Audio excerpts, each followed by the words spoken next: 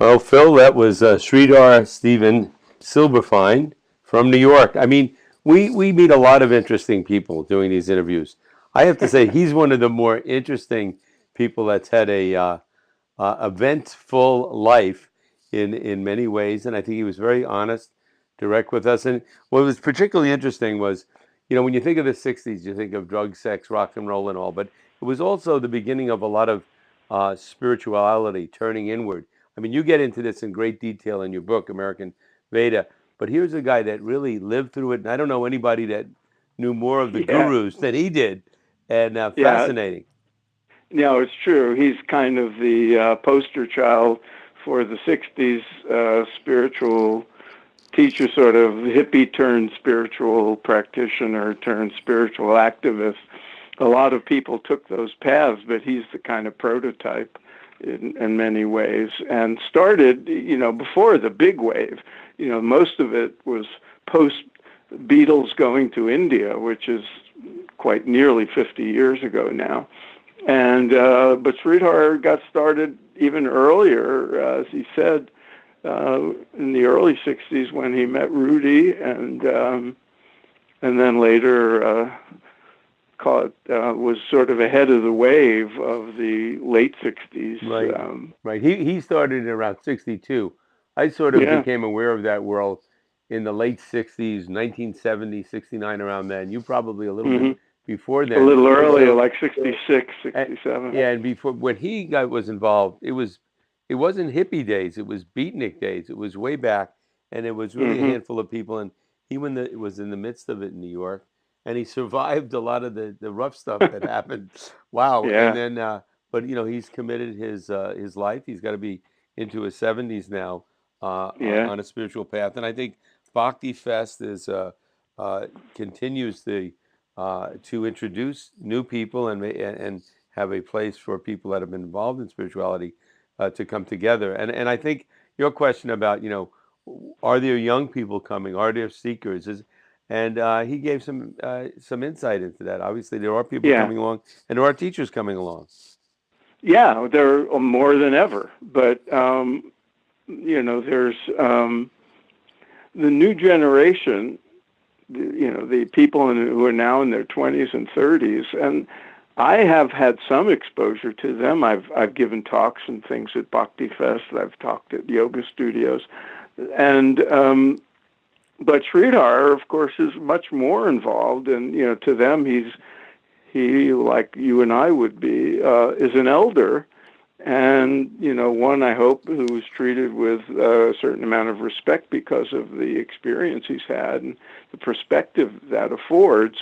But I found a lot of very sincere and dedicated spiritual seekers and practitioners who are young. And I guess, I don't know if the breakdown of serious spirituality to frivolous or sort of complacency is any different than it was in the '60s. He seems to think so, and he may be right. Hmm. He But also seemed, yeah, he also seems to be concerned, and I think it's a very legitimate concern about technology and how technology is can and seems to be taking away from people's focus inward. And I've noticed that just in a very simple way, like, and I'm guilty of it myself, but if you see people queuing up to go to a movie, a lot of people used to stand quietly and sort of self-reflect.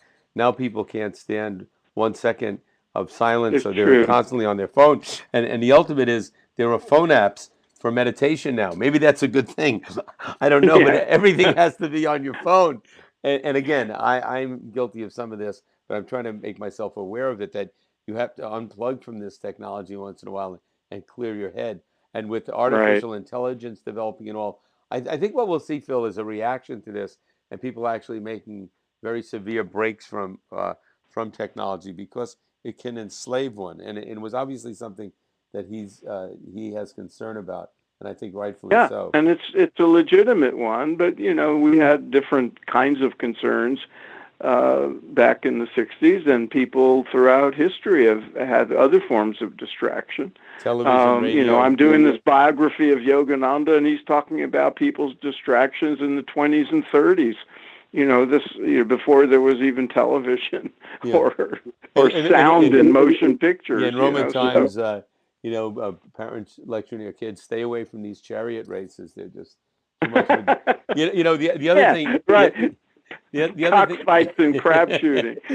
the other thing that he got into, and I thought very honestly, and I thought I really liked his answer when he was asked about gurus and corruption. But does Yeah, that yeah, if a guru shows a human flaw, then do you throw out the teaching, or do you work with that? And he right. was real clear. Yeah, I mean, you don't throw it all out because you can still learn from a person. And I guess analogous to that would be like a parent. Somebody listens to a parent or an uncle or a guardian, and maybe they're very flawed in a lot of ways, but it doesn't mean they don't have a good side and they don't learn from them as well. So I think Well, that but that's and yeah. I think that's a terribly important fact that people have to adapt to, and every spiritual seeker has to learn at some point. We have a tendency to project onto gurus a certain kind of perfection that's not the kind of expectation that you would consider fair. Hmm.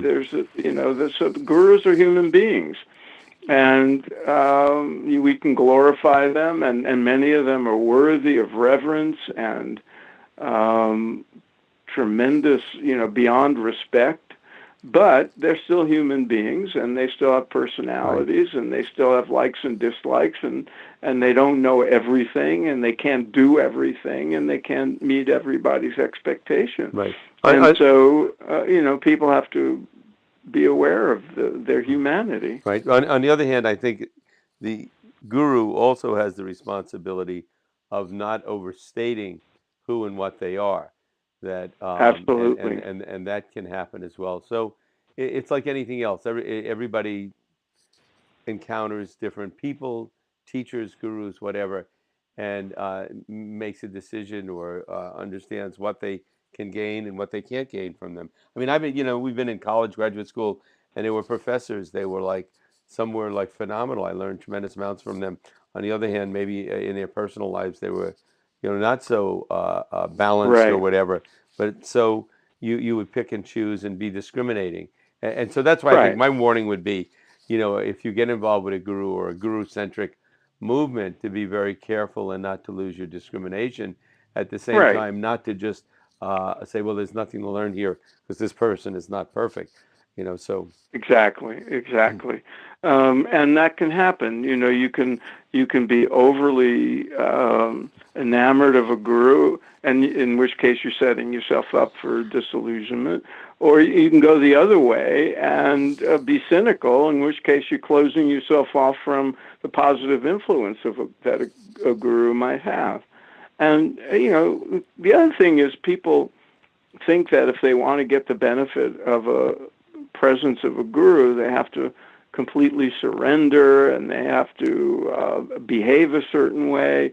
Well, that may be true of the rare person who's going to be a committed disciple, but there's no reason you can't go and be yourself and be authentic and also learn from any guru.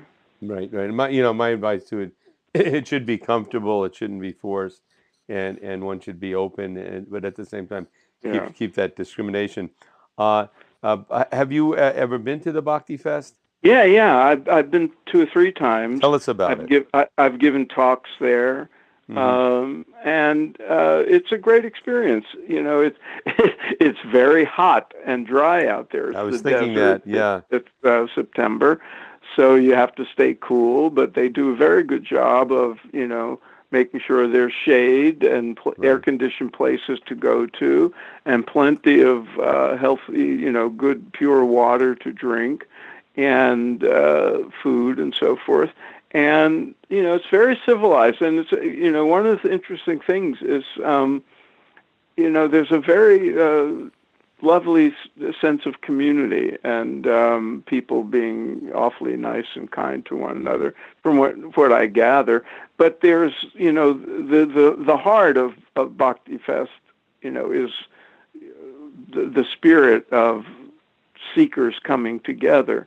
But it's called Bhakti Fest because, for a good reason. It is the kirtan element, the chanting and the music. There are yoga classes. There are people giving talks, like I did. But mostly it's the music and the chanting and the ecstatic experience of chanting with a few hundred or a few thousand people and a gifted performer. Like we have had Jayu Tal on the show. Yeah. Several of our guests are either speaking or performing at. That's right. And that's very, very appealing, and it's a very transformative experience for the people who go and are open to it. Great. Well, another good one, and we have many more. And as a matter of fact, coming up, one of the people we're going to interviewing, very rare indeed. He was a Greek Orthodox priest for 30 years, but now very deeply involved in Buddhism. So, okay, here we go from every corner. Until next time, Phil. Okay, Dennis. Bye.